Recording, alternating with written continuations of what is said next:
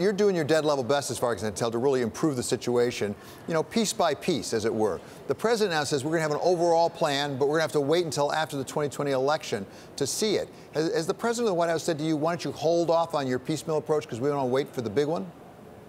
No, I think that I was glad to hear last Tuesday at our luncheon that he wanted us to get out there on health care.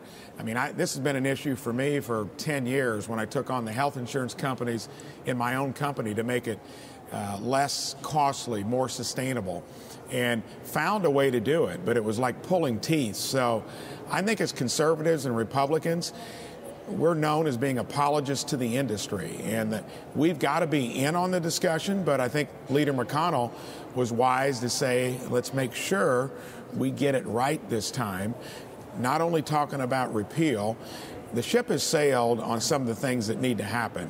When it comes to pre-existing conditions, no cap on coverage, having your kids on the plan until they're 26 if you choose to, that's not only what Hoosiers want, but most Americans. We need to, as conservatives, to find out how to incorporate those tenets and bring costs down, because the thing that Democrats never talk about would be lowering costs. And that's why Obamacare failed. Should have been called the Unaffordable Care Act, in the sense that it didn't address underlying reasons for why we make health care more affordable. And we've talked about that before, about your experience in trying to get it to be more affordable. And we've talked about the fact we're approaching 18% of GDP now in healthcare. That can't keep growing the way it has been. At the same time, the Republicans have had like a good 2 years now since President Trump came to office to come up with a plan. Why isn't there any plan? There's been a lot of attempts to repeal, first through legislation, now through the Justice Department. Why don't we have a plan for the Republicans saying this is what it looks like?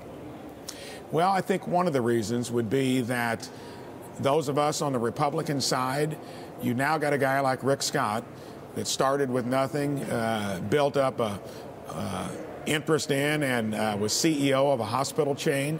I think he's going to know a lot about, that's 30% of the health care bill, hospitals. They are increasingly becoming more concentrated, even in urban areas. You got 2 or 3 choices. In rural areas, you're lucky if you got a hospital that you could say is close to home. A lot of that stuff needs to change. It's a passion for me because there was no good health care plan out there through private insurance. You now at least to have a couple people, along with Senator Barrasso and Cassidy, that know a little bit about the industry.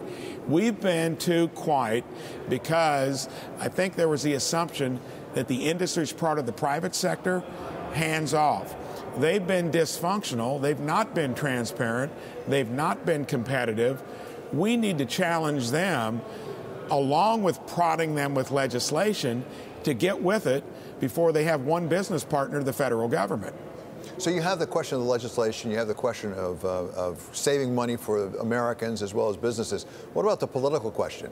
Because hasn't the president basically put health care front and center in the next election? Can you fight that election as a Republican and all your fellow Republicans if you don't have a plan out there to say this is better than what the Democrats are going to do?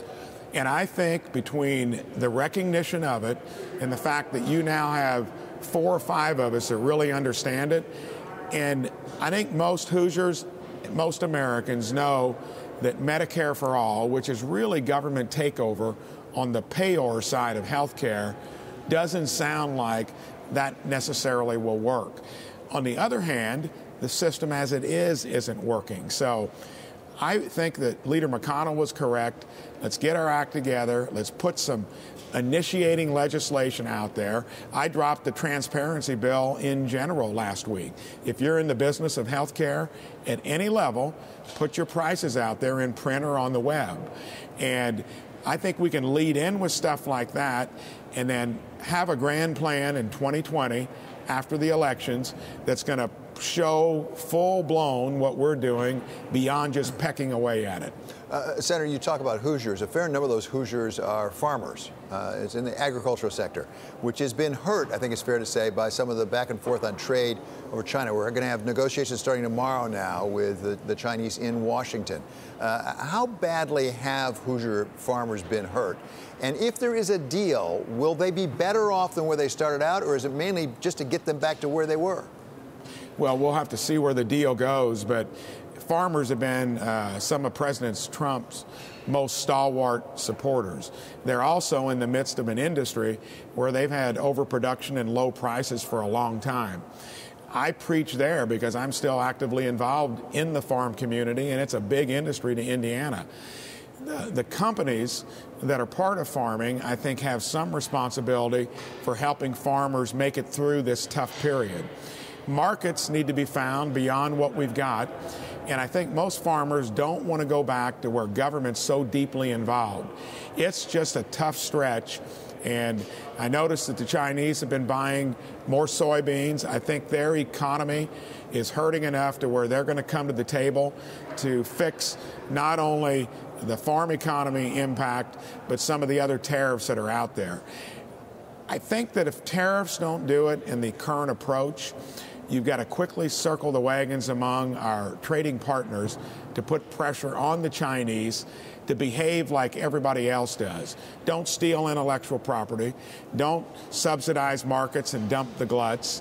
You know, tariffs would be one of the mildest things that they do. So I think that President Trump's on the right track, but you can't use these same tactics forever if we don't get results. Well, exactly. That is exactly the point, because you just say farmers have been stalwart supporters of the president. But for how long can they do that? Because we hear various reports about farmers really being in trouble, even having to sell their farms and things like that.